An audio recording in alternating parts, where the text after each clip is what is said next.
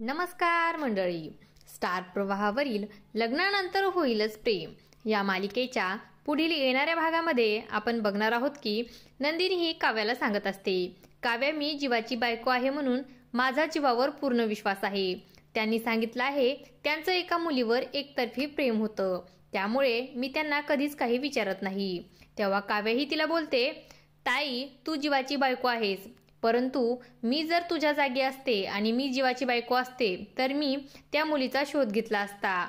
क वरून तिचं नाव काय आहे हे शोधून काढलं असतं.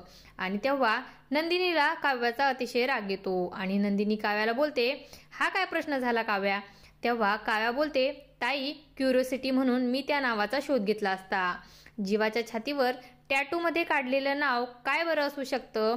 तेव्हा नंदिनी विचार करू लागते आणि ती बोलते, नाव जास्त मोठं नसावं, 2 किंवा 3 अक्षराचं असेल.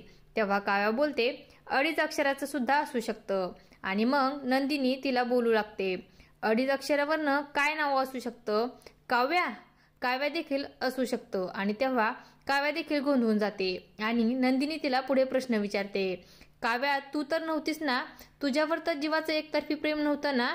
की मग लग्ना अगोदर तुम्ही दोघे एकमेकांवर प्रेम तर नव्हता ना करत?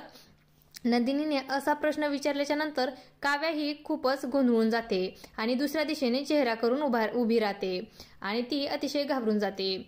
आता पुढे येणाऱ्या भागामध्ये काव्या आणि जीवाचं एकमेकांवरती प्रेम होतं हे काव्या मान्य करणार का, हे पाहणं अतिशय रंजक ठरणार आहे.